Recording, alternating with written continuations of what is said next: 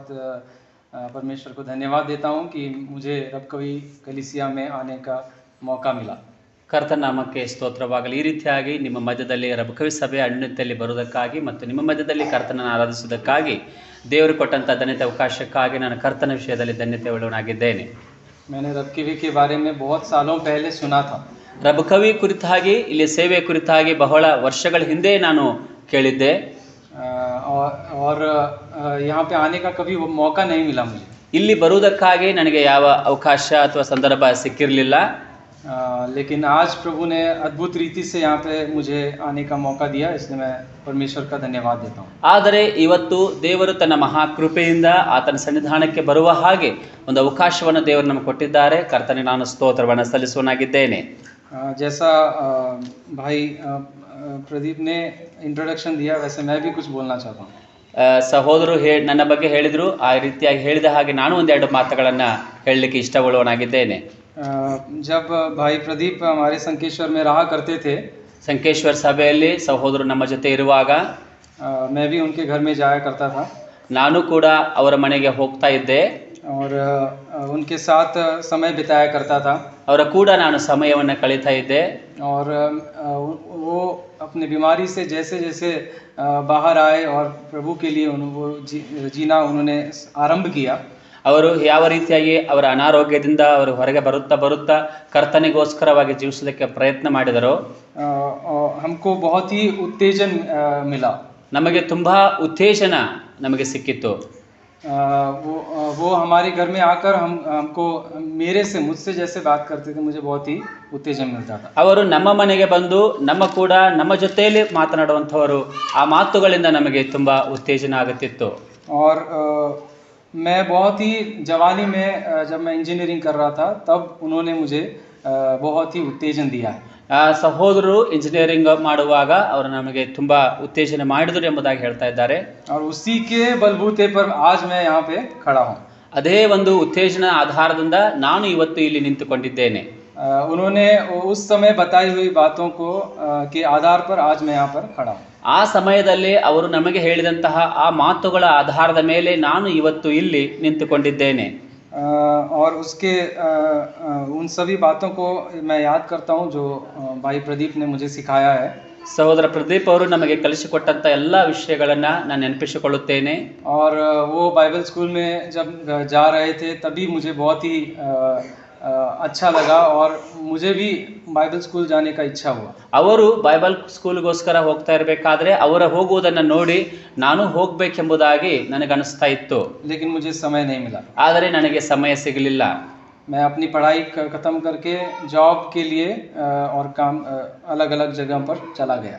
ಆ ಒಂದು ವಿದ್ಯಾಭ್ಯಾಸವನ್ನು ಮುಗಿಸಿದ ನಂತರ ಕೆಲಸಕ್ಕೋಸ್ಕರವಾಗಿ ಬೇರೆ ಬೇರೆ ಪ್ರದೇಶಗಳಿಗೆ ನಾನು ಹೋಗುತ್ತಾ ಇದ್ದೆ. लेकिन जहाँ भी मैं जॉब में गया, वहाँ की कलीसिया के साथ कुछ मतलब एक्टिव रहने के लिए प्रभु ने मुझे सिखाया. ಯಾವ ಸ್ಥಳಗಳಲ್ಲಿ ನಾನು ಕೆಲಸಕ್ಕೋಸ್ಕರ ಹೋದೆನೋ ಆ ಒಂದು ಸ್ಥಳದಲ್ಲಿರುವಂತಹ ಸ್ಥಳೀಯ ಸಭೆಯಲ್ಲಿ ನಾನು ಅನ್ಯೋನ್ಯತೆ ಉಳ್ಳವನಾಗಿ ಅಲ್ಲಿ ಸೇವೆಯಲ್ಲಿ ತೊಡಗಿಸಿಕೊಳ್ಳಲಿಕ್ಕೆ ದೇವರು ನನಗೆ ಸಹಾಯ ಮಾಡಿದರು. और इसी प्रकार से जब मैं चेन्नई में था, ಇದೇ ಪ್ರಕಾರವಾಗಿ ನಾನು ಚೆನ್ನೈದ ಪ್ರದೇಶದಲ್ಲಿದ್ದಾಗ, अभी मैं संकेश्वर में पला बड़ा, ಸಂಕೇಶ್ವರದಲ್ಲಿ ಬೆಳೆದು ದೊಡ್ಡವನಾಗಿದ್ದೇನೆ. लेकिन चेन्नई में क्यों जॉब करना है ऐसे आप पूछेंगे, है ना. ಇವು ಸಂಕೇಶ್ವರದಲ್ಲಿ ಬೆಳೆದು ದೊಡ್ಡವರಾಗಿದ್ದಾರೆ, ಚೆನ್ನೈಗೆ ಯಾಕೆ ಹೋಗಬೇಕು, ಚೆನ್ನೈದಲ್ಲಿ ಯಾಕೆ ಕೆಲಸ ಮಾಡಬೇಕು ಅಷ್ಟು ದೂರ ಹೋಗಿ ಅಂತ ನೀವು ಅನ್ಕೋಬಹುದು. चेन्नई से एक प्रभु के दास हमारे गांव में आए थे. ಚೆನ್ನೈ ಒಂದಂತಹ ಪ್ರದೇಶದಿಂದ ಒಬ್ಬ ಸೇವಕರು ಸಂಕೇಶ್ವರಕ್ಕೆ ಬಂದಿದ್ದರು. उनका मिशन ट्रिप का एक भाग था संकेश्वर.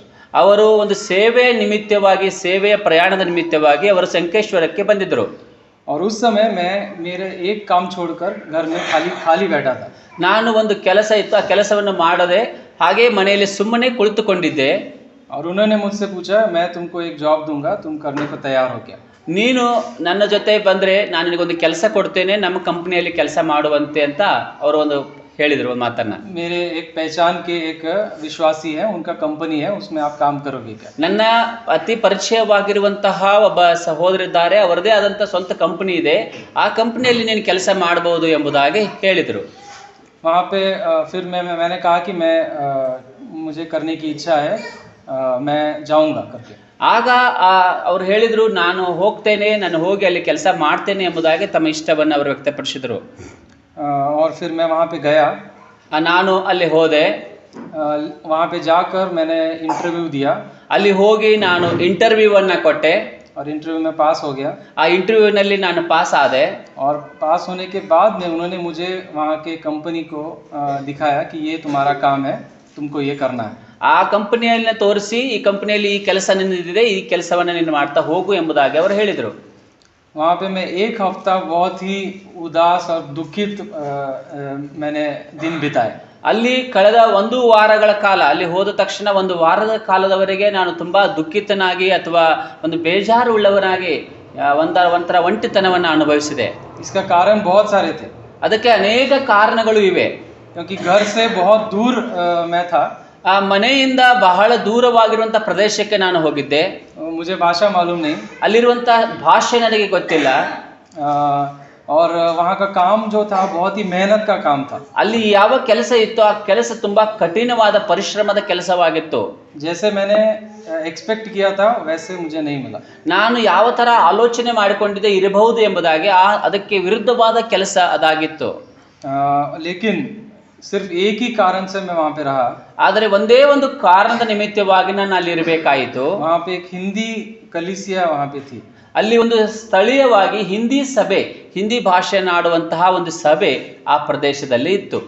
और उस कंपनी के जो हिंदी बोलने वाले विश्वासी लोग थे वो वहाँ पे जाते थे. ಆ ಕಂಪನಿಯಲ್ಲಿ ಕೆಲಸ ಮಾಡುವಂತಹ ಹಿಂದಿ ಭಾಷೆ ಮಾತನಾಡುವಂತಹ ವಿಶ್ವಾಸಿಗಳು ಆ ಸಭೆಗೆ ಹೋಗುತ್ತಾ ಇದ್ದರು. उसके कारण मैं वहाँ पे रुक गया. ಹಾಗಾಗಿ ನಾನು ಆ ಒಂದು ಸ್ಥಳದಲ್ಲಿ ನಿಂತುಕೊಂಡೆನು. और फिर वहीं पे 6 साल मैंने बिताया. ಅಲ್ಲಿಯೇ 6 ವರ್ಷಗಳು ಕಳೆದೆನು. और 6 साल प्रभु ने मुझे उस कलीसिया में थोड़ा बहुत एक्टिव रहने के लिए सहायता की. 6 ವರ್ಷಗಳ ಕಾಲ ಆ ಒಂದು ಸ್ಥಳೀಯ ಸಭೆ, ಹಿಂದಿ ಸಭೆಯಲ್ಲಿ ದೇವರು ಕರ್ತನ ತಾನೇ ನನ್ನನ್ನು ಉಪಯೋಗಿಸಿಕೊಂಡರು. और जब 6 साल के दौरान मैं सोच रहा था कि मैं यहाँ पे कंटिन्यू करूँ या वापस अपने गांव जाऊँ. ಈ 6 ವರ್ಷಗಳ ಕಾಲಘಟ್ಟದಲ್ಲಿ ನಾನು ಆಲೋಚನೆ ಮಾಡ್ತಾ ಇದ್ದೆ, ನಾನು ಇಲ್ಲೇ ಇರಬೇಕಾ ಅಥವಾ ಮತ್ತೆ ತಿರುಗಿ ನಮ್ಮ ಊರಿಗೆ ಹೋಗ್ಬೇಕಾ ಎಂಬುದಾಗಿ. तब प्रभु ने मुझे सेवकाई के लिए बोझ दिया. ಆಗ ಕರ್ತನು ನನಗೆ ಸೇವೆಯ ಭಾರವನ್ನ ದಯಪಾಲಿಸಿದನು. और परमेश्वर ने मुझे वचनों के साथ वापस मतलब वो काम को छोड़ने के लिए एक बहुत ही बड़ा बोझ दिया. ಆ ಒಂದು ಕೆಲಸವನ್ನ ಬಿಟ್ಟು ಸೇವೆಗೆ ಬರುವುದಕ್ಕೋಸ್ಕರವಾಗಿ ಕರ್ತನು ನನಗೆ ಒಂದು ಆತ್ಮಿಕವಾದ ಭಾರವನ್ನ ಕೊಟ್ಟನು. और मैंने सोचा भी नहीं था. मैं हमेशा 6 साल मैं सोचता रहता था कि मालिक मुझे कभी वापस जाने नहीं देगा. ಆ 6 ವರ್ಷಗಳ ಕಾಲ ಅಲ್ಲಿದ್ದನಲ್ಲ, ಆಗ ನಾ ಪ್ರತಿ ಸಲ ಅನ್ಕೋತಾ ಇದ್ದೆ, ನನ್ನ ಮಾಲೀಕ, ನನ್ನ ಯಜಮಾನ, ಕಂಪನಿ ಮಾಲೀಕ ನನ್ನನ್ನು ಮನೆಗೆ ಹೋಗೋದಕ್ಕೆ ಬಿಡೋದಿಲ್ಲ ಎಂಬುದಾಗಿ ನಾನು ಅನ್ಕೊಂಡಿದ್ದೆ. क्योंकि छुट्टी देने के लिए भी वो कभी भी इतना आसानी से अप्रूव नहीं देता था. ಒಂದು ರಜಾ ಬೇಕಂದ್ರೆ, ಕೆಲಸದಲ್ಲಿ ರಜಾ ಬೇಕಾಗಿದೆ, ರಜಾ ಕೊಡ್ರಿ ಅಂತ ಹೇಳಿದ್ರೆ ಅಷ್ಟು ಸರಳವಾಗಿ ಅವರು ರಜಾವನ್ನ ಕೊಡ್ತಾ ಇರಲಿಲ್ಲ. मेरी शादी के लिए एक ही हफ्ता छुट्टी मिला. ಸಹೋದರ ಮದುವೆಗೆ ಅವರು ಒಂದೇ ಒಂದು ವಾರ ರಜಾ ಕೊಟ್ಟಿದ್ದಾರೆ.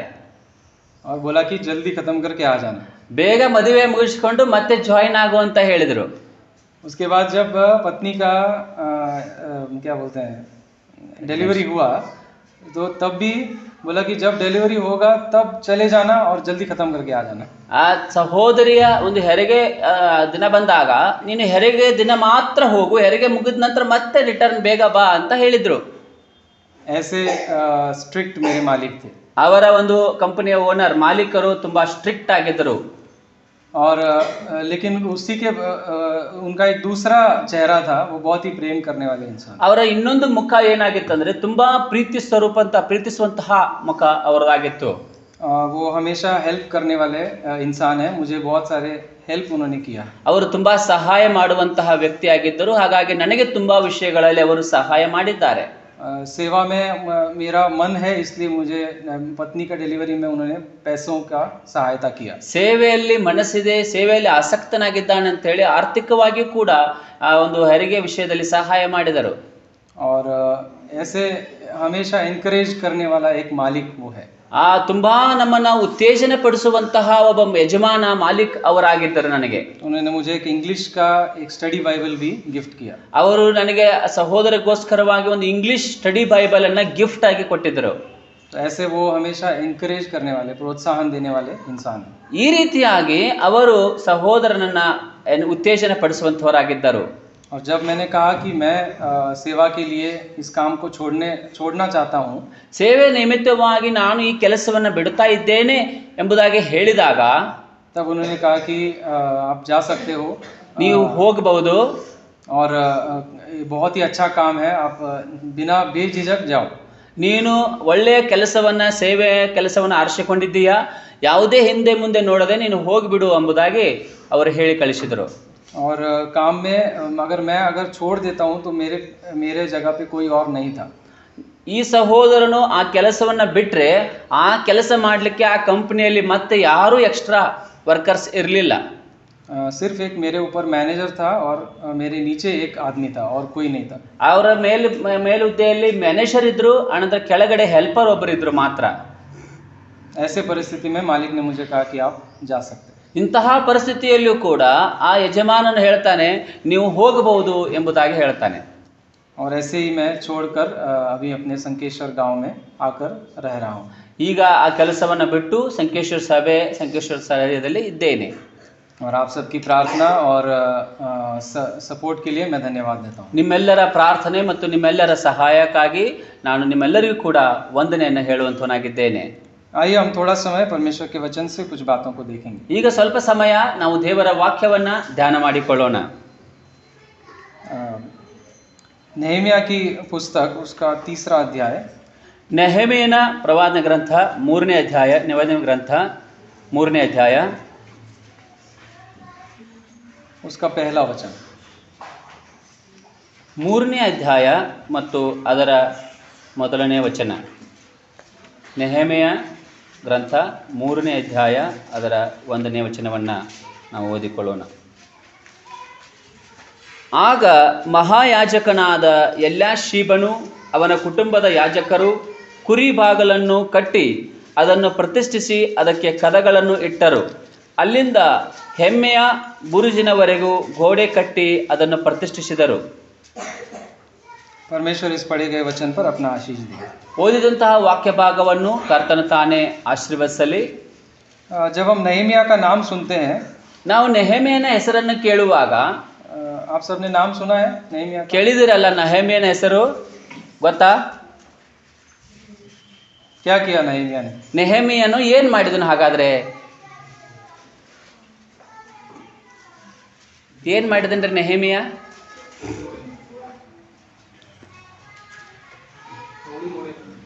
यस,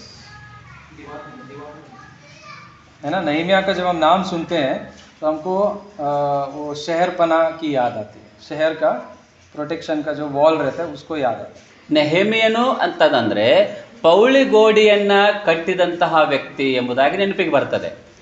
ಯೆರೂಸಲೇಮ್ ಪಟ್ಟಣಕ್ಕೆ ಪೌಳಿ ಗೋಡೆಯನ್ನ ಕಟ್ತಾನೆ.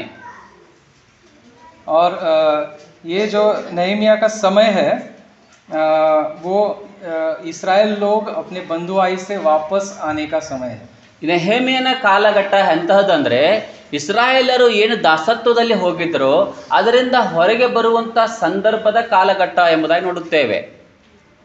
इस समय में इस समय के पहले जो इस्राएल का देश था वो कैदी होकर ಗುಲಾಮ್ಗಿರಿ में चले गए थे. ಈ ಇಸ್ರಾಯೇಲ್ ಜನಾಂಗ ಎಲ್ಲರೂ ಕೂಡ ಅವರನ್ನ ದಾಸತ್ವದಲ್ಲಿ ಕರೆದುಕೊಂಡು ಹೋಗಲಾಗಿತ್ತು ಬ್ಯಾಬಿಲೋನ್ ಸಾಮ್ರಾಜ್ಯಕ್ಕೆ ಎಂಬುದಾಗಿ ಗೊತ್ತಿದೆ. और वहां पर वो लोग प्रार्थना में समय बिता रहे थे. ಅಲ್ಲಿ ಬ್ಯಾಬಿಲೋನ್ ಸಾಮ್ರಾಜ್ಯದ ಅಲ್ಲಿ ಹೋದಾಗಲೂ ಕೂಡ ದಾಸತ್ವದಲ್ಲಿ ಇರುವಾಗಲೂ ಕೂಡ ಅವರು ಪ್ರಾರ್ಥನೆಯಲ್ಲಿ ಹೆಚ್ಚಿನ ಸಮಯ ಕಳೆಯುವಂತವರಾಗಿದ್ದರು. वो चाहते थे कि हम लोग फिर कब अपने इस देश को जाएंगे. ಆ ಸಮಯದಲ್ಲಿ ಅವರು ಆಲೋಚನೆ ಮಾಡ್ತಾ ಇದ್ರು, ಬಯಸ್ತಾ ಇದ್ರು, ಏನಂದ್ರೆ ನಮ್ಮ ದೇಶಕ್ಕೆ ನಾವು ತಿರುಗಿ ಯಾವಾಗ ಹೋಗ್ತೇವೆ ಎಂಬುದಾಗಿ. और रो रो के वो प्रार्थना करते थे कि कब हम उस हमारे यरूशलेम में जाएंगे. ಅವರು ತುಂಬಾ ಕಣ್ಣೀರಿಡುತ್ತಾ ಪ್ರಾರ್ಥನೆ ಮಾಡ್ತಾ ಇದ್ರು, ನಾವು ತಿರುಗಿ ನಮ್ಮ ಸ್ವದೇಶವಾದಂತ ಯೆರೂಸಲೇಮಿಗೆ ಯಾವಾಗ ಹೋಗ್ತೇವೆ ಎಂಬುದಾಗಿ. और उनकी प्रार्थना को परमेश्वर ने सुना। ಆಗ ದೇವರು ಅವರ ಪ್ರಾರ್ಥನೆಯನ್ನ ಕೇಳಿದನು. और 3 गठों में परमेश्वर ने लोगों को वापस लाया। ಆ ಒಂದು ಪ್ರದೇಶದಿಂದ ಯೆರೂಸಲೇಮಿಗೆ ಬರಬೇಕಾದ್ರೆ 3 ಗುಂಪುಗಳನ್ನಾಗಿ ದೇವರು ಮಾಡಿ ಆ 3 ಗುಂಪುಗಳಲ್ಲಿ ಒಂದೊಂದು ಹಂತವಾಗಿ ಅವರನ್ನ ಯೆರೂಸಲೇಮಕ್ಕೆ ದೇವರು ನಡೆಸಿದನು. पहला जो गढ़ था वो जरूब्बाबेल नाम का एक व्यक्ति था, उसके साथ बहुत सारे लोग आए। ಯೆರುಬ್ಬಾಬೆಲ್ ಎಂಬಂತಹ ವ್ಯಕ್ತಿಯ ಮೂಲಕವಾಗಿ ತುಂಬಾ ಜನರು ಆ ಒಂದು ಪ್ರದೇಶದಿಂದ ಸ್ವದೇಶಕ್ಕೆ ಮರಳಿದರು. और उसके बाद एजरा नामक एक स्क्राइब था, उसके साथ बहुत सारे लोग आए।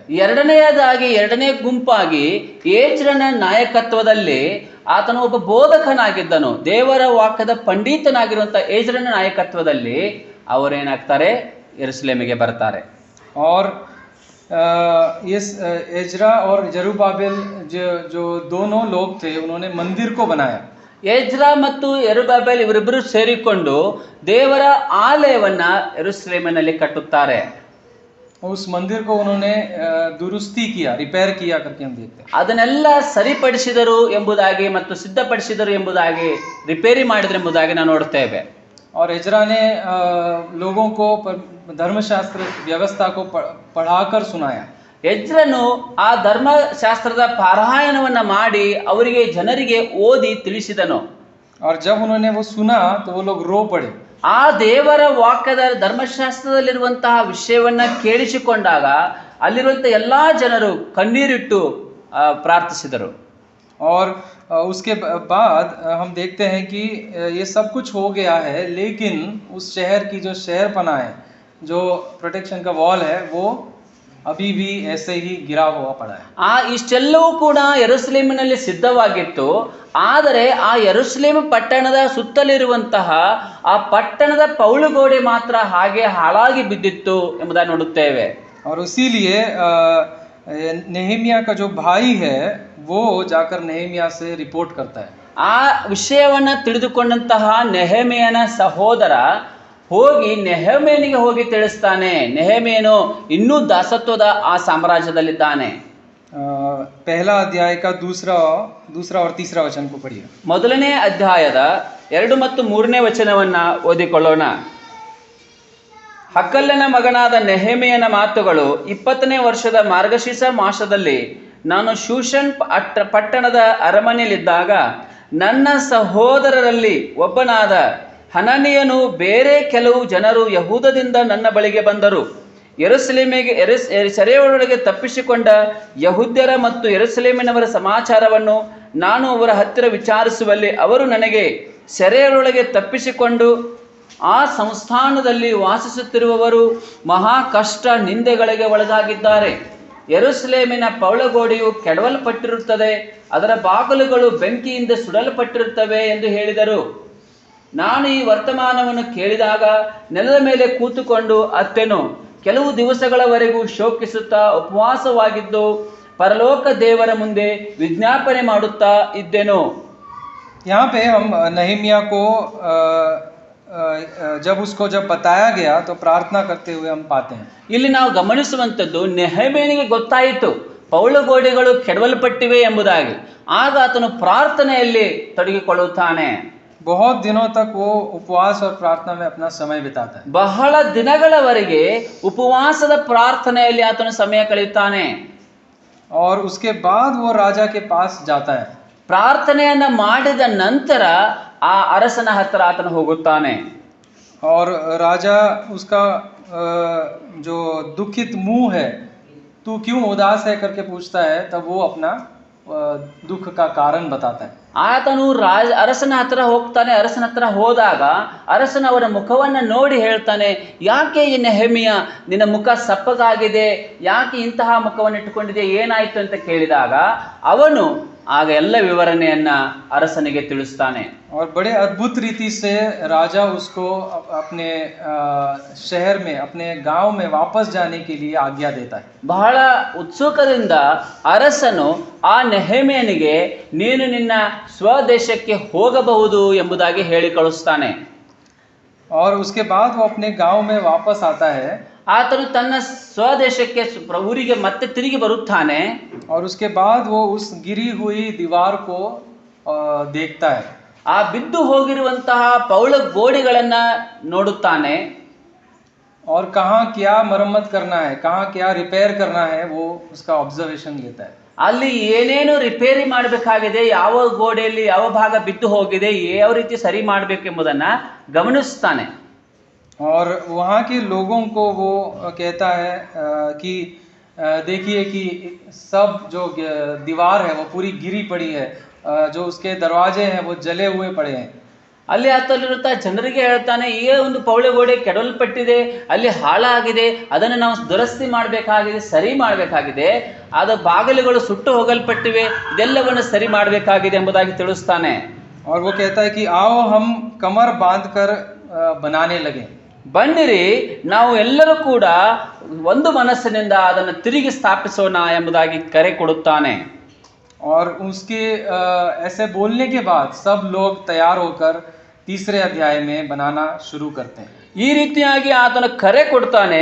2ನೇ ಅಧ್ಯಾಯ 18ನೇ ವರ್ಷದಲ್ಲಿ ಗಮನಿಸುತ್ತೇವೆ, ಬನ್ನಿರಿ ಕಟ್ಟೋಣ ಎಂದು ಹೇಳಿ ಆ ಒಳ್ಳೆ ಕೆಲಸಕ್ಕೆ ಕೈ ಹಾಕಲು ಧೈರ್ಯಗೊಂಡಾಗ 3ನೇ ಅಧ್ಯಾಯದಲ್ಲಿ ಅವರೆಲ್ಲರೂ ಕೂಡ ಕಟ್ಟೋದಕ್ಕೆ ಮುಂದೆ ಬರುತ್ತಾರೆ.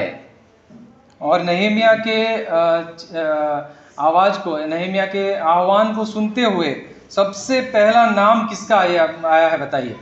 ನೆಹೆಮೀಯನು ಈ ರೀತಿಯಾಗಿ ಕರೆಯನ್ನು ಕೊಟ್ಟಾಗ, ಬನ್ನಿ ಕಟ್ಟೋಣ ಅಂತ ಹೇಳಿದಾಗ ಮೊಟ್ಟ ಮೊದಲಾಗಿ ಬಂದಂತಹ ವ್ಯಕ್ತಿ ಯಾರು ಗೊತ್ತಾ? ಯಾರಾದ್ರು ಗೊತ್ತಿದ್ರೆ ಹೇಳ್ರಿ. ಯಾರಿಗಾದ್ರೂ ಗೊತ್ತಿದೆಯಾ? इसी वचन में हमने पढ़ा. ಇದೇ ವಾಕ್ಯದಲ್ಲಿ ಇದೆ. ಓದಿದಂತಹ ವಾಕ್ಯ ಭಾಗದಲ್ಲಿ ಪ್ರಶ್ನೆ ಇದೆ, ಉತ್ತರ ಇದೆ ಪ್ರಶ್ನೆಗೆ. ನೆಹೆಮೀಯನ ಒಂದು ಕರೆಗೆ ಓಗೊಟ್ಟು ಮೊದಲಿಗೆ ಬಂದಂತಹ ವ್ಯಕ್ತಿ ಯಾರು?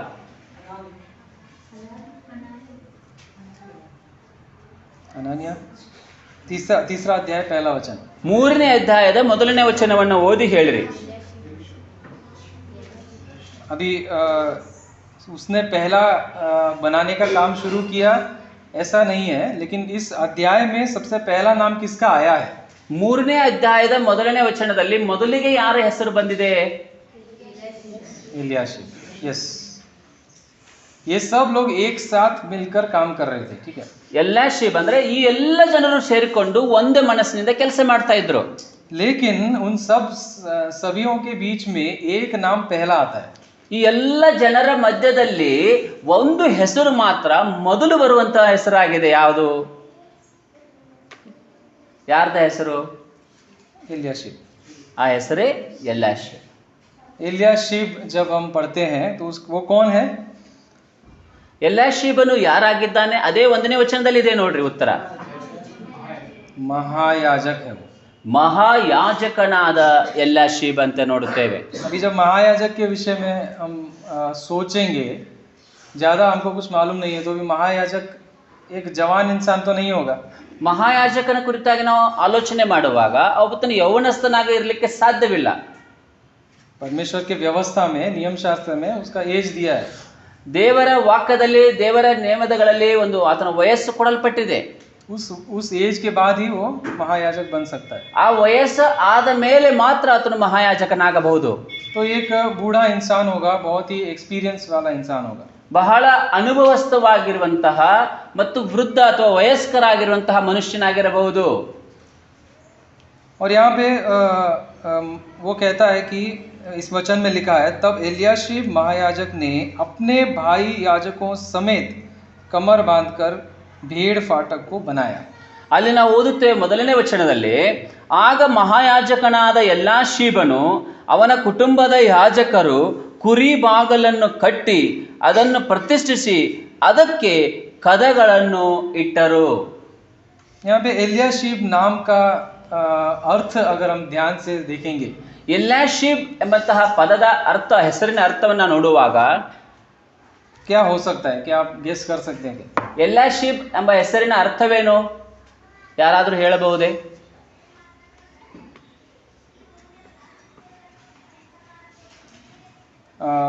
उस नाम का अर्थ इस पूरे नेहमिया पुस्तक को बताता है. ಎಲ್ಯಾಷೀಬ್ ಎಂಬಂತಹ ಹೆಸರಿನ ಅರ್ಥ ಈ ನೆಹೆಮೀಯನ ಗ್ರಂಥದ ಸಂಪೂರ್ಣ ವಿವರಣೆಯನ್ನ ತಿಳಿಸುವಂತಹದ ಹೆಸರಾಗಿದೆ. इस समय में एज्रा और नेहमिया दोनों पुस्तकों का सारांश बताने वाला एक नाम है.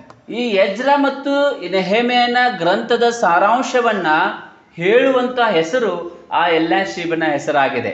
क्या हो सकता है, क्या आप बता सकते हैं? ಯಾರಾದರೂ ಹೇಳಬಹುದು ಆ ಎಲ್ಯಾಷೀಬ್ ಎಂಬ ಹೆಸರಿನ ಅರ್ಥವೇನು? क्या चल रहा है एज्रा और नेहमिया के दिनों में? ಈ ಎಜ್ರಾ ಮತ್ತು ನೆಹೆಮೀಯನ ಈ ಕಾಲಘಟ್ಟದಲ್ಲಿ ಆ ಯೆರೂಸಲೇಮಲ್ಲಿ ಏನು ನಡೀತಾ ಇದೆ, ಏನಾಗ್ತಾ ಇದೆ ಕೆಲಸ? जीर्णोद्धार. और क्या हो रहा है? ಮತ್ತೇನಾಗ್ತಾ ಇದೆ? ಜೀರ್ಣೋದ್ಧಾರ ಆಗ್ತಾ ಇದೆ. ದೇವಾಲಯದ ಜೀರ್ಣೋದ್ಧಾರ, ಪೌಳಿಗೋಡೆಯ ಜೀರ್ಣೋದ್ಧಾರ, ಮತ್ತೇನಾಗ್ತಾ ಇದೆ? ये जीर्णोद्धार कौन कर रहा है? ಇದನ್ನ ಯಾರು ಮಾಡ್ತಾ ಇದ್ದಾರೆ? ಜೀರ್ಣೋದ್ಧಾರವನ್ನ ಪುನಃಸ್ಥಾಪಿಸುವಂತ ಕಾರ್ಯವನ್ನ ಯಾರು ಮಾಡ್ತಾ ಇದ್ದಾರೆ? नेहमिया कर रहा है. ನೆಹೆಮೀಯನು ಮಾಡ್ತಾ ಇದ್ದಾನೆ. लेकिन ಆದ್ರೆ ये नाम हमको कुछ और बता रहा है. ಆದ್ರೆ ಈ ಹೆಸರು ಮತ್ತೆ ಇನ್ನು ಬೇರೆ ವಿಷಯವನ್ನು ಅದು ನಮಗೆ ತಿಳಿಸುವಂತದ್ದಾಗಿದೆ. ये काम जीर्णोद्धार करने का जो काम है वो नेहमिया नहीं कर रहा है. ಈ ಒಂದು ಜೀರ್ಣೋದ್ಧಾರ ಅಥವಾ ಪುನಃಸ್ಥಾಪನೆಯ ಕಾರ್ಯವನ್ನ ನೆಹೆಮೀಯನು ಮಾತ್ರ ಮಾಡುತ್ತಾ ಇಲ್ಲ.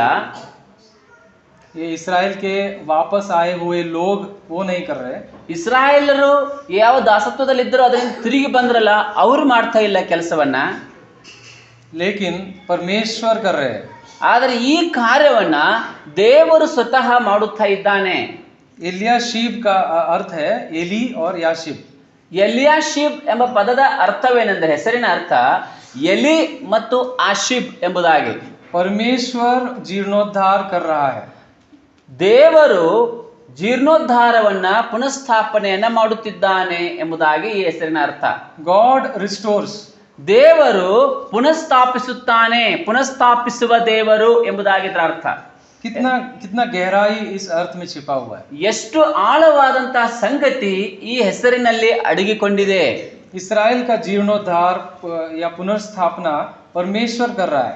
ಇಸ್ರಾಯೇಲ್ ಜನರ ಒಂದು ಪುನಃಸ್ಥಾಪನೆಯನ್ನ ಉಜ್ಜೀವನವನ್ನು ಯಾರು ಮಾಡ್ತಾ ಇದ್ದಾರೆ? ತಂದೆಯಾದ ದೇವರು ಮಾಡ್ತಾ ಇದ್ದಾರೆ. अगर परमेश्वर ने साइरस राजा को के मन में नहीं डाला होता तो वो वापस कैसे आते? ಆ ಒಂದು ದೇವರು ಆ ಅಶ್ವರೇಶನ ಅರಸನ ಒಂದು ಮನಸ್ಸಿನಲ್ಲಿ ಕಾರ್ಯ ಮಾಡದೆ ಹೋಗಿದೆ, ಆದರೆ ಅವನು ಕಳಿಸ್ತಾ ಇರಲಿಲ್ಲ. और इसीलिए ये लोग वापस आए हैं. ಆಗ ಅವರು ತಿರುಗಿ ಬಂದಿದ್ದಾರೆ ಎಂಬುದಾಗಿ ನೋಡುತ್ತೇವೆ. और इस एक वचन में हम लोग बहुत सारे बातों को देखते हैं. ಇದೇ ಒಂದು ವಚನದಲ್ಲಿ ನಾವು ಅನೇಕ ವಿಷಯಗಳನ್ನ ಗಮನಿಸುವಂತವರಾಗಿದ್ದೇವೆ. इस एक वचन में कुछ शब्दों को ध्यान देने वाली बात है. ಈ ಒಂದೇ ಒಂದು ವಚನದಲ್ಲಿ ಬಹಳ ಗಂಭೀರವಾದಂತಹ ಕೆಲವು ಪದಗಳನ್ನ ಗಮನಿಸುತ್ತೇವೆ. पहला पद है इलियाशीब. ಮೊದಲನೇದಾಗಿರುವಂತಹ ಪದ ಎಲ್ಯಾಷೀಬ್ ಎಂಬುದಾಗಿ. परमेश्वर हमको दोबारा पुनर्स्थापित करता है. ಎಲ್ಯಾಷೀಬ್ ಎಂಬ ಪದದ ಅರ್ಥವೇನೆಂದರೆ ದೇವರು ಪುನಃಸ್ಥಾಪಿಸುವಂತವನು ಎಂಬುದಾಗಿ ಇದರ ಅರ್ಥ. और दूसरा एक पद है, ಎರಡನೇ ಒಂದು ಪದ ನಾವು ಗಮನಿಸುವಾಗ वो भेड़ फाटक. ಅಲ್ಲಿ ನಾವು ಗಮನಿಸುತ್ತೇವೆ ಕದಗಳು ಎಂಬುದಾಗಿ. भेड़ फाटक कुरी बागಲು. ಕುರಿ ಬಾಗಲು ಎಂಬುದಾಗಿ ನಾವು ಗಮನಿಸುತ್ತೇವೆ. और भेड़ फाटक को उन्होंने बनाया करके हम देखते हैं. ಕುರಿ ಬಾಗಲನ್ನ ಕಟ್ಟಿದನು ಎಂಬುದಾಗಿ ನಾವು ಗಮನಿಸುತ್ತೇವೆ. और चौथा पद है प्रतिष्ठापना किया. ಅಲ್ಲಿ ನಾಲ್ಕನೆಯದಾದಂತಹ ಪದ ಪ್ರತಿಷ್ಠಿಸಿದನು ಎಂಬುದಾಗಿ ಗಮನಿಸುತ್ತೇವೆ. तो इन चार पदों के ऊपर आज हम मनन करने वाले हैं. ಈ ನಾಲ್ಕು ಪದಗಳ ವಿಷಯವಾಗಿ ನಾವು ಈ ಸಮಯದಲ್ಲಿ ಧ್ಯಾನ ಮಾಡಲಿಕ್ಕಿದ್ದೇವೆ. और एलियाशीब ये नाम हमको बता रहा है कि परमेश्वर जीर्णोद्धार कर रहे हैं. ಎಲ್ಯಾಷೀಬ್ ಈ ಹೆಸರಿನ ಅರ್ಥವೇನೆಂದರೆ ದೇವರು ಪುನಃಸ್ಥಾಪನೆಗೊಳಿಸುವಂತವನಾಗಿದ್ದಾನೆ ಎಂಬುದಾಗಿ. इस सब के पीछे परमेश्वर का हाथ है. ಈ ಎಲ್ಲದರ ಹಿಂದೆ ದೇವರ ಕೈ ಇದೆ ಎಂಬುದಾಗಿ ನಮಗೆ ಗೊತ್ತಾಗುತ್ತದೆ. और ये सब लोग बड़े आवेश के साथ इस शहर पनाह को बना रहे हैं. ಈ ಎಲ್ಲ ಜನರು ಸೇರಿಕೊಂಡು ಬಹಳ ಆಸಕ್ತಿಯಿಂದ ಒಂದೇ ಮನಸ್ಸಿನಿಂದ ಆ ಪುನಃಸ್ಥಾಪನೆ ಕಾರ್ಯದ ಪಟ್ಟಣದ ಕಾರ್ಯವನ್ನು ಮಾಡ್ತಾ ಇದ್ದಾರೆ. और आपको मालूम होगा इस सब के बीच में तोबिया और सनबलत नाम के कुछ लोग रहते थे. ಇದರ ಮಧ್ಯದಲ್ಲಿ ಟೋಬಿಯ ಮತ್ತು ಸನ್ಬಲಟನು ಎಂಬಂತಹ ವ್ಯಕ್ತಿಗಳು ಕೂಡ ಇದ್ದಾರೆ. और ये लोग इस बांधकाम के काम को विरोध करने वाले लोग हैं. ಈ ಇಬ್ಬರು ಜನರು ದೇವರ ಈ ಪುನಃಸ್ಥಾಪನೆ ಕಾರ್ಯವನ್ನ ವಿರೋಧಿಸುವಂತವರು ಅಥವಾ ತಡೆ ಹಿಡಿಯುವಂತವರು, ಅಡ್ಡಗೊಟ್ಟುವಂತವರು ಆಗಿದ್ದಾರೆ. इस बात को हम दूसरे अध्याय के 19 और 20 में पढ़ सकते हैं. ಈ ವಾಕ್ಯವನ್ನ ನಾವು 2ನೇ ಅಧ್ಯಾಯದ 19ನೇ ವಚನದಲ್ಲಿ ಓದುತ್ತೇವೆ.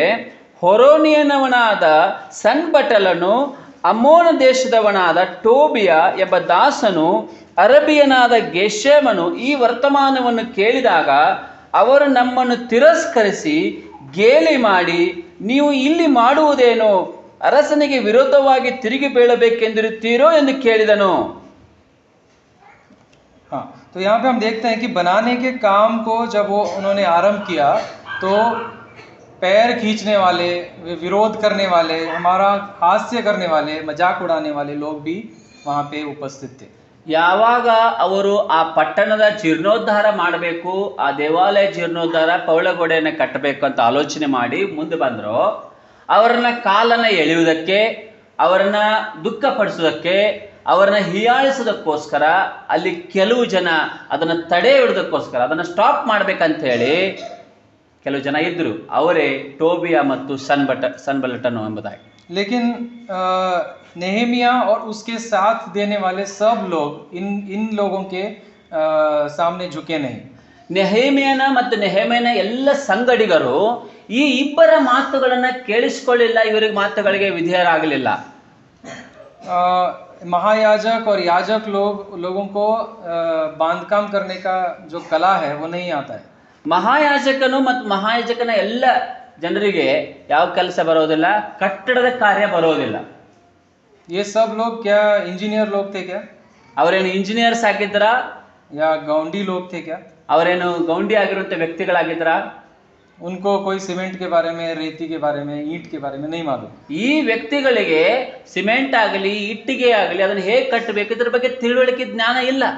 कैसे वो जो गोड़ंबी लगाते हैं ना वो नहीं मालूम. ಅದನ್ನ ಹೇಗೆ ಅಳತೆ ಮಾಡಬೇಕು, ಉದ್ದ ಅಗಲ ಸಮಾಂತರ ಹೇಗೆ ಮಾಡಬೇಕು ಇದು ಕೂಡ ಗೊತ್ತಿಲ್ಲ ಅವರಿಗೆ. लेकिन उन्होंने बांधने का काम शुरू किया. ಗೊತ್ತಿಲ್ಲದೆ ಇರುವಾಗಲೂ ಕೂಡ ಕಟ್ಟಡದ ಕಾರ್ಯವನ್ನು ಪ್ರಾರಂಭಿಸಿದರು. और उन्होंने साथ मिलकर काम किया. ಅವರು ಒಂದೇ ಮನಸ್ಸುಳ್ಳವರಾಗಿ ಎಲ್ಲರೂ ಸೇರಿಕೊಂಡು ಆ ಕಾರ್ಯವನ್ನ ಮಾಡಿದರು. और सबसे पहले क्या उन्होंने बनाया? ಹಾಗಾದ್ರೆ ಮೊಟ್ಟ ಮೊದಲೇದಾಗಿ ಅವರು ಏನನ್ನ ಮಾಡಿದರು, ಏನನ್ನ ಕಟ್ಟಿದರು? कौन सा दरवाजा को उन्होंने दुरुस्ती करने का शुरू किया? ಯಾವ ಬಾಗಿಲನ್ನ ಅವರು ಮೊದಲು ಕಟ್ಟಡವನ್ನ ಮಾಡ್ತಾರ? ಅವರು ಯಾವ ಬಾಗಿಲ್ರಿ? ಕುರಿ ಬಾಗಿಲು. हाँ, तो ये भेड़ फाटक या कुरी बागल क्यों उन्होंने दुरुस्ती करने का शुरू किया? ಕುರಿ ಬಾಗಲನ್ನು ಕಟ್ಟುವುದಕ್ಕೆ ಯಾಕೆ ಅವರು ಮೊದಲು ಅದನ್ನೇ ಮಾಡ್ತಾರೆ? ಯಾಕೆ ಅದನ್ನ ಹೆಜ್ಜೆ ಇಡ್ತಾರೆ? ಅದನ್ನೇ ಯಾಕೆ ಆಯ್ಕೆ ಮಾಡ್ಕೊಳ್ತಾರೆ ಕುರಿ ಬಾಗಲನ್ನೇ? ಬೇರೆ ಬಾಗಿಲುಗಳನ್ನ ಮಾಡಬಹುದಾಗಿತ್ತಲ್ಲ. ये भेड़ फाटक जो है उसका उपयोग किसके लिए होता है वो हम थोड़ा देखेंगे. ಹಾಗಾದ್ರೆ ಕುರಿ ಬಾಗಿಲು ಅಂದ್ರೆ ಏನು, ಅದರ ಉಪಯೋಗವೇನು, ಅದರಿಂದ ಏನು ಉಪಯೋಗ ಆಗ್ತದೆ ಅನ್ನೋದನ್ನ ಮೊದಲು ನಾವು ನೋಡಿಕೊಳ್ಳೋಣ. भेड़ फाटक जो है वो मंदिर के उत्तर भाग में था. ಆ ಒಂದು ಕುರಿ ಬಾಗಿಲು ಆ ದೇವಾಲಯದ ಉತ್ತರ ದಿಕ್ಕಿನಲ್ಲಿ ಇತ್ತು. और वो मंदिर के बहुत ही पास था. ಅದು ದೇವಾಲಯದ ಸಮೀಪದಲ್ಲೇ ಇರುವಂತಹ ಬಾಗಿಲಾಗಿತ್ತು. और वहां से उसका नाम से ही हम समझ जाते हैं कि उसके अंदर से भेड़ लेकर जाया करते थे. ಅದರ ಹೆಸರಿನಲ್ಲಿ ನಾವು ತಿಳ್ಕೋಬಹುದು ಕುರಿಗಳು ಅದರ ಮೂಲಕವಾಗಿ ಒಳಗೆ ಹೋಗ್ತಾ ಇದ್ದವು, ಹೊರಗೆ ಬರ್ತಾ ಇದ್ದವು ಎಂಬುದಾಗಿ. और ये जो भेड़ है वो अर्पण के लिए मंदिर में अर्पण करने के लिए लेकर जाते थे. ಹಾಗಾದ್ರೆ ಯಾವ ಕುರಿಗಳು ಬರ್ತಾ ಇದ್ದವು ಎಂದು ನೋಡುವಾಗ ದೇವರ ಸನ್ನಿಧಾನದಲ್ಲಿ ಯಜ್ಞವನ್ನ ಅರ್ಪಿಸುವುದಕ್ಕಾಗಿಯೇ ನೇಮಕ ಮಾಡಲ್ಪಟ್ಟಂತಹ ಕುರಿಗಳು ಅದೇ ಬಾಗಿಲಿಂದ ಒಳಗೆ ಪ್ರವೇಶಿಸ್ತಾ ಇದ್ದವು. और ये काम अभी होना बहुत ही जरूरी था. ಈ ಒಂದು ಕಾರ್ಯ ಆಗುವುದು ಬಹಳ ಅವಶ್ಯಕತೆ ಈಗ ಇತ್ತು. मंदिर तैयार है, ದೇವಾಲಯ ಸಿದ್ಧವಾಗಿದೆ. और एजरा ने नियम शास्त्र को पढ़वाकर सब कुछ अभी तैयार करके रख दिया है. ಏಜ್ರನು ಧರ್ಮಶಾಸ್ತ್ರದ ಪಾರಾಯಣವನ್ನ ಮಾಡಿ ಎಲ್ಲವನ್ನು ಮುಗಿಸಿದ್ದಾನೆ, ಎಲ್ಲವೂ ಸಿದ್ಧಗೊಳಿಸಿದ್ದಾನೆ. लेकिन ये भेड़ फाटक जला हुआ, पड़ा हुआ, गिरी हुई अवस्था में पड़ा हुआ है। ಆದರೆ ಈ ಒಂದು ಕುರಿ ಬಾಗಿಲು ಸುಟ್ಟು ಹೋಗಲ್ಪಟ್ಟಂತಹ ಬಿದ್ದು ಹೋಗಲ್ಪಟ್ಟಂತಹ ಸ್ಥಿತಿಯಲ್ಲಿ ಇದೆ, ಹಾಳಾಗಿ ಹೋಗಿದೆ. वहां से भेड़ नहीं आ रहे, ಅದರಿಂದ ಕುರಿಗಳು ಬರುತ್ತಾ ಇಲ್ಲ. वहां से मंदिर में अर्पण के लिए भेड़ कहां से आएंगे? ಆ ಒಂದು ದೇವಾಲಯದಲ್ಲಿ ಯಜ್ಞ ಅರ್ಪಣೆ ಮಾಡೋದಕ್ಕಾಗಿ ಕುರಿಗಳು ಯಾವ ಬಾಗಿಲಿಂದ ಬರಬೇಕು? ಯಾವ ಬಾಗಿಲಿಂದ ಬರ್ಬೇಕ್ರಿ? ಕುರಿ ಬಾಗಿಲಿಂದ ಬರ್ಬೇಕು. ಯಾವ ಬಾಗಿಲ್ರಿ? और इसीलिए ये भेड़ फाटक हमको बहुत एक गहरी अर्थ को बताता है. ಆದ ಕಾರಣ ಈ ಕುರಿ ಬಾಗಿಲು ನಮಗೆ ತುಂಬಾ ಆಳವಾದ ಸತ್ಯವನ್ನ ಕಲಿಸಿಕೊಡುವಂತದ್ದಾಗಿದೆ. उनके जीवन में मंदिर तैयार है लेकिन भेड़ नहीं आ रहे हैं. ಅವರ ಜೀವನದಲ್ಲಿ ನಾವು ಗಮನಿಸುವಾಗ ದೇವಾಲಯ ಸಿದ್ಧವಾಗಿದೆ, ಆದರೆ ಯಜ್ಞ ಅರ್ಪಿಸುವುದಕ್ಕಾಗಿ ಕುರಿ ಒಳಗೆ ಬರ್ತಾ ಇಲ್ಲ, ಬರಕ್ ದಾರಿನೇ ಇಲ್ಲ. इससे हम क्या समझ सकते हैं? ಇದರಿಂದ ನಮಗೆ ಏನು ಅರ್ಥ ಆಗ್ತದೆ? आज हमारे जीवन में ऐसी परिस्थिति है क्या? ಇಂತಹ ಒಂದು ಸ್ಥಿತಿ ನಮ್ಮ ಜೀವನದಲ್ಲಿ ಇದೆಯಾ ಇವತ್ತು? क्या हमारा आराधना का जीवन गिरा हुआ, जला हुआ पड़ा है क्या? ನಮ್ಮ ಆರಾಧನೆಯ ಒಂದು ಜೀವನ, ಆರಾಧನೆ ಶೈಲಿ, ಆರಾಧನೆ ವಿಧಾನ ಬಿದ್ದು ಹೋಗಿರುವಂತಹ, ಹಾಳು ಆಗಿರುವಂತಹ, ಭಸ್ಮವಾಗಿರುವಂತಹ ಸ್ಥಿತಿಯಲ್ಲಿ ಇದೆಯಾ? ये हमारे वैयक्तिक आराधना को एक सवाल खड़ा कर रहा है. ಇದು ನಮ್ಮ ವೈಯಕ್ತಿಕ ಆರಾಧನೆಗೆ ಒಂದು ಪ್ರಶ್ನೆ ಆಗಿದೆ. ये मंदिर में सिर्फ संडे के दिन आराधना नहीं होती थी. ಈ ಒಂದು ದೇವಾಲಯದಲ್ಲಿ ಕೇವಲ ಭಾನುವಾರ ಮಾತ್ರ ಆರಾಧನೆ ಆಗುತ್ತಾ ಇರಲಿಲ್ಲ. हम अगर व्यवस्था विवरण को अच्छे से ध्यान से पढ़ेंगे तो मॉर्निंग सैक्रिफाइसेस, इवनिंग सैक्रिफाइसेस और हमेशा वो वेदी में आग जलती रहती. ಅಲ್ಲಿ ಯಾಜಕರ ಕಾಂಡವನ್ನು ಓದುವಾಗ ಯಾವಾಗಲೂ ಕೂಡ ಯಜ್ಞ ಅಲ್ಲಿ ನೆರವೇರ್ತಾ ಇತ್ತು, ಯಜ್ಞ ವೇದಿಯಲ್ಲಿ ಇರ್ತಾ ಇತ್ತು ಎಂಬುದಾಗಿ ನಾವು ಗಮನಿಸುತ್ತೇವೆ. ये हमारे आज हमारे पर्सनल लाइफ को, हमारे वैयक्तिक आराधना को बता रहा है. ಇದು ನಮ್ಮ ವೈಯಕ್ತಿಕ ಆರಾಧನೆಯ ಸ್ಥಿತಿಯ ಬಗ್ಗೆ ಈ ವಾಕ್ಯ ನಮಗೆ ಹೇಳುವಂತದ್ದಾಗಿದೆ. आज हमारे भेड़ फाटक कैसी अवस्था में है, आज हमको सवाल पूछना है. ಇವತ್ತಿನ ದಿನ ನನ್ನ ಜೀವಿತದಲ್ಲಿರುವಂತಹ ಕುರಿ ಬಾಗಿಲು ಯಾವ ಸ್ಥಿತಿಯಲ್ಲಿ ಇದೆ ಎಂಬುದನ್ನು ನಮ್ಮನ್ನು ನಾವು ಪರೀಕ್ಷೆ ಮಾಡಿಕೊಳ್ಳಬೇಕು.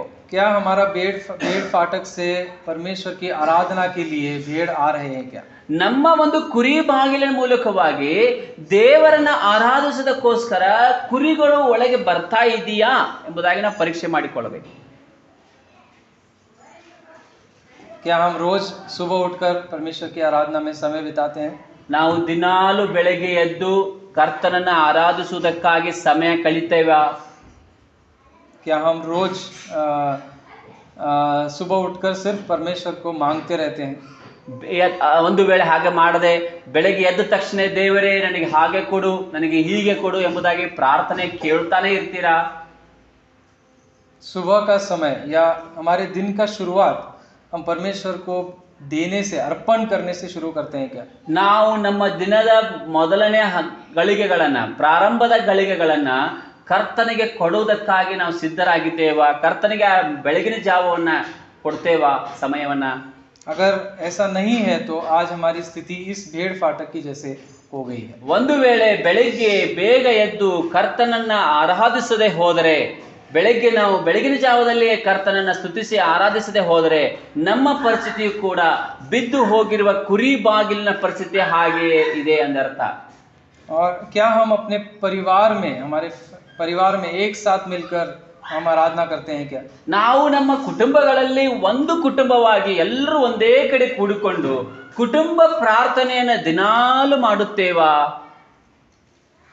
आज बहुत ही व्यस्त जीवन हो चुका है. ಆದರೆ ಇವತ್ತಿನ ದಿನ ಏನಾಗಿದೆ, ಎಲ್ಲರೂ ಕೂಡ ಗಲಿಬಿಲಿಯಾಗಿ ಬಿಟ್ಟಿದ್ದೇವೆ, ಯಾರ ಹತ್ರನೂ ಸಮಯವೇ ಇಲ್ಲ. सुबह उठते ही हम लोग नहाते हैं और नाश्ता करते हैं और काम के लिए निकल जाते हैं. ಬೆಳಗ್ಗೆ ಎದ್ದ ತಕ್ಷಣ ನಾಷ್ಟ ಮಾಡ್ತೇವೆ, ನಾಷ್ಟ ಮಾಡಿ ಸ್ನಾನ ಮಾಡಿ ನಾಷ್ಟ ಆದ ನಂತರ ಓಡಿ ಕೆಲಸಕ್ಕೆ ಹೋಗಿಬಿಡ್ತೇವೆ. और काम से बहुत ही लेट से आते हैं और घर में आकर क्या बोलते हैं, रेडी होकर फ्रेश होकर फिर खाना खाते हैं. ಕೆಲಸ ಮುಗಿಸ್ಕೊಂಡು ರಾತ್ರಿ ತಡವಾಗಿ ಮನೆಗೆ ಬರ್ತೇವೆ. ಮನೆಗೆ ಬಂದ ತಕ್ಷಣ ಫ್ರೆಶ್ ಆಗ್ತೇವೆ, ಕ್ಲೀನ್ ಆಗ್ತೇವೆ, ಮತ್ತೆ ಊಟ ಮಾಡ್ತೇವೆ, ಮಲ್ಕೊಂಡ್ಬಿಡ್ತೇವೆ. नहीं, खाना खाने से पहले कुछ करते हैं. ಊಟ ಮಾಡೋಕ್ಕಿಂತ ಮೊದಲು ನಾವು ಒಂದು ಕೆಲಸವನ್ನ ಮಾಡ್ತೇವಾ? ಏನ್ ಮಾಡ್ತೇವೆ? नहीं, ಊಟ ಮಾಡೋಕ್ಕಿಂತ ಮೊದಲು ನಾವು ಏನು ಮಾಡ್ತೇವೆ? Family prayer. ಕುಟುಂಬ ಪ್ರಾರ್ಥನೆ. और अगर वो फैमिली प्रेयर नहीं है, ಒಂದು ವೇಳೆ ಆ ಕುಟುಂಬ ಪ್ರಾರ್ಥನೆ ಇಲ್ಲ ಅಂದ್ರೆ उसकी जगह ये टीवी या मोबाइल ने ले लिया है, ಒಂದು ವೇಳೆ ಆ ಕುಟುಂಬ ಪ್ರಾರ್ಥನೆ ಸಮಯ ಕಳೆದೇ ಟಿವಿ ಅಥವಾ ಮೊಬೈಲ್ ತಗೊಂಡಿದ್ರೆ आज हमारी आराधना का जीवन ये भेड़ फाटक का जैसे हो गया। ಅಂತಹ ಸ್ಥಿತಿ ನಮ್ಮದೇನಾಯ್ತು ಆಗಿದ್ದೇ ಆದರೆ ನಮ್ಮ ಆರಾಧನೆಯ ಜೀವನ ಕುರಿ ಬಾಗಿಲು ಹಾಳು ಬಿದ್ದು ಹೋಗಿದೆ. ಅಂತಹ ಹಾಳು ಬಿದ್ದು ಹೋಗಿರುವಂತಹ ಜೀವನ ಆರಾಧನೆ ಜೀವನ ನಮ್ಮದಾಗಿರ್ತದೆ. आज हमें अपने आप से सवाल पूछना है। ಈಗ ನಮಗೆ ನಾವೇ ಪ್ರಶ್ನೆ ಹಾಕಿಕೊಳ್ಳೋಣ. आज हमें इस भेड़ फाटक को सुधारना है, दुरुस्त करना है। ಈ ಒಂದು ಕುರಿ ಬಾಗಿಲನ್ನ ನಾವು ಸರಿಪಡಿಸಬೇಕಾಗಿದೆ ಈಗ. और यही बात उन्होंने किया। ಇದೇ ಒಂದು ಕೆಲಸವನ್ನ ಅವರು ಮಾಡ್ತಾರೆ. और यहाँ पे और एक शब्द को हम देखते हैं। ಇನ್ನೊಂದು ಪದವನ್ನ ನಾವು ಅಲ್ಲಿ ಗಮನಿಸುತ್ತೇವೆ. उन्होंने उसको बनाया, ಅವರು ಅದನ್ನ ಪ್ರತಿಷ್ಠಿಸಿದರು ಎಂಬುದಾಗಿ ನಾವು ನೋಡುತ್ತೇವೆ. बनाया ಅವರು ಸಿದ್ಧ ಮಾಡಿದರು ಎಂಬುದಾಗಿ ನಾವು ಕಟ್ಟಿದರು ಎಂಬುದಾಗಿ ನೋಡುತ್ತೇವೆ. कट्टिदरु, यस, उनको उन्होंने बिल्ड किया। ಅವರು ಅದನ್ನ ಕಟ್ಟಿದರು ಎಂಬುದಾಗಿ ನಾವು ಗಮನಿಸುತ್ತೇವೆ. और ये बिल्ड करने के लिए उन्होंने अकेला नहीं किया। ಅವರು ಅದನ್ನ ಕಟ್ಟುವಾಗ ಅವರು ಒಬ್ಬರೇ ಮಾತ್ರ ಕಟ್ಟಲಿಲ್ಲ. महायाजक अपने भाई याजकों समेत एक साथ मिलकर उन्होंने बनाया। ಆ ಮಹಾಯಾಜಕನಾದಂತ ಎಲ್ಯಾಷೀಬನು ಅವನ ಕುಟುಂಬದ ಯುವಕರು ಎಲ್ಲರೂ ಸೇರಿಕೊಂಡು ಅದನ್ನ ಕಟ್ಟಿದರು. आज हमको हमारे घरों में फैमिली प्रेयर जब हम करते हैं या हमारे वैयक्तिक जीवन में हम सब एक साथ मिलकर आराधना करना जरूरी। ನಾವು ನಮ್ಮ ಕುಟುಂಬ ಪ್ರಾರ್ಥನೆಯಲ್ಲಿ ಕುಟುಂಬದ ಅನ್ಯೋನ್ಯತೆಯಲ್ಲಿ ಆರಾಧನೆ ಮಾಡುವಾಗ ನಾವೆಲ್ಲರೂ ಕೂಡಿಕೊಂಡು ಆರಾಧನೆ ಮಾಡುವಂಥದ್ದು ಬಹಳ ಅವಶ್ಯಕತೆ ಇದೆ. एक साथ होना, उसके पीछे बहुत सारे कारण होते हैं। ನಾವು ಎಲ್ಲರೂ ಕೂಡಿಕೊಂಡು ಒಂದು ಸ್ಥಳದಲ್ಲಿ ಕುಳಿತುಕೊಳ್ಳುವುದು ಅದರ ಅರ್ಥ ಅನೇಕ ವಿಧವಾದಂತಹ ಅರ್ಥಗಳ ಕೊಡುವಂಥದ್ದಾಗಿದೆ. एक मन होना चाहिए, ಒಂದು ಮನಸ್ಸು, ಒಂದು ಕಡೆ ಕುತ್ಕೊಳ್ಳೋದಂದ್ರೆ ಒಂದೇ ಮನಸ್ಸು. और एक उद्देश्य होना चाहिए, ಒಂದೇ ಉದ್ದೇಶ ನಮ್ಮದಾಗಿರ್ತದೆ. ये सब अगर नहीं होगा तो हम लोग सिर्फ बैठेंगे, वचन पढ़ेंगे, प्रार्थना करके खत्म कर देंगे। ನಮ್ಮಲ್ಲಿ ಒಂದೇ ಮನಸ್ಸು ಒಂದೇ ಉದ್ದೇಶ ಇಲ್ಲದೆ ಹಂಗೆ ಕುತ್ಕೊಂಡಿವಿ, ಪ್ರಾರ್ಥನೆ ಮಾಡಿದ್ವಿ, ಎದ್ವಿ, ಹೋದ್ವಿ ಅಂದ್ರೆ ಯಾವ ಯೋಜನೆ ಉಪಯೋಗ ಕೂಡ ಅದರಿಂದ ನಮಗೆ ಆಗೋದಿಲ್ಲ. और इसीलिए इन लोगों ने एक साथ मिलकर इस भेड़ फाटक को दुरुस्त किया। ಹಾಗಾಗಿ ಅವರೆಲ್ಲರೂ ಕೂಡ ಒಂದೇ ಮನಸ್ಸುಳ್ಳವರಾಗಿ ಅದನ್ನ ಕಟ್ಟಿ ಸರಿಪಡಿಸಿದರು ಎಂಬುದಾಗಿ ನೋಡುತ್ತೇವೆ. और आगे हम देखते हैं कि उन्होंने उसका प्रतिष्ठापना किया। ಅಲ್ಲಿ ಮುಂದೆ ನಾವು ನೋಡುತ್ತೇವೆ ಅದನ್ನ ಪ್ರತಿಷ್ಠಿಸಿದರು ಎಂಬುದಾಗಿ ನೋಡುತ್ತೇವೆ. प्रतिष्ठा करने का मतलब क्या है बताइए? ಪ್ರತಿಷ್ಠಿಸುವುದು ಅದರ ಅರ್ಥವೇನು? ಹಂಗಂದ್ರೆ ಏನು? ಪ್ರತಿಷ್ಠೆ ಮಾಡುವುದಂದ್ರೆ ಏನು?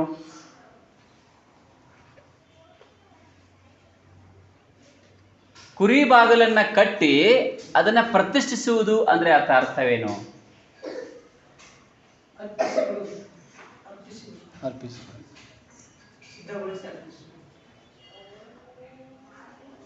ಮತ್ತೆ ಯಾರು ಹೇಳ್ತಾರೆ? ಪ್ರತಿಷ್ಠಿಸುವುದು ಅಂದ್ರೆ ಏನು? ಪದದ ಅರ್ಥ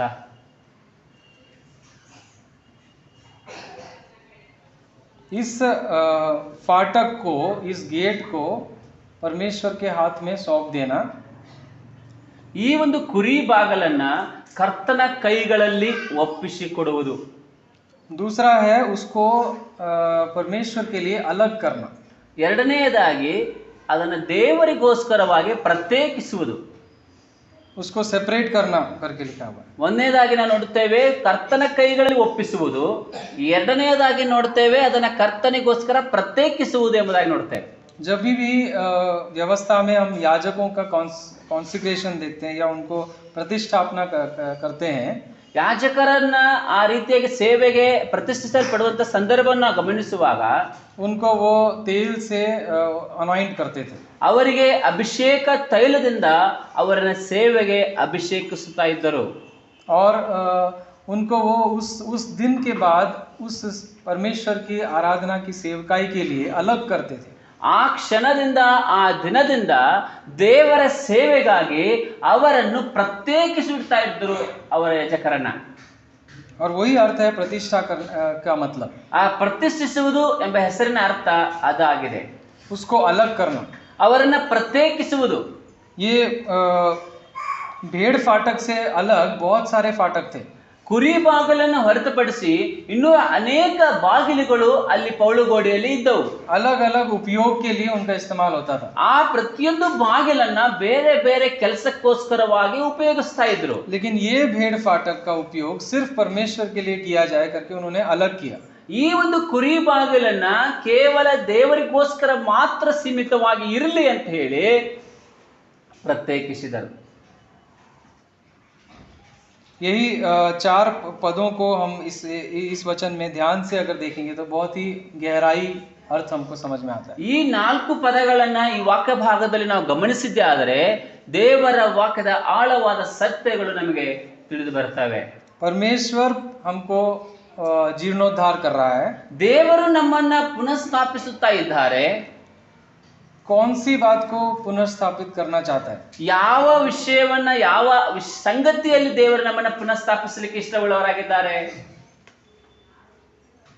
जरा सोच के देखिए, ये 4 शब्दों को अगर हमने एक साथ मिलकर देखा, ಈ 4 ಶಬ್ದಗಳನ್ನ ಒಟ್ಟಾರೆಯಾಗಿ ನಾವು ನೋಡಿದ್ದೆ ಅದರ ಒಂದೇ ದೃಷ್ಟಿಕೋನದಿಂದ ನೋಡಿದ್ರೆ परमेश्वर हमको बनाना चाहता है, दुरुस्त करना चाहता है. ದೇವರು ನಮ್ಮನ್ನು ಸರಿಪಡಿಸಲಿಕ್ಕೆ ಪ್ರಯತ್ನಿಸ್ತಾ ಇದ್ದಾರೆ. किस विषय में दुरुस्त करना चाहता है? ಯಾವ ವಿಷಯದಲ್ಲಿ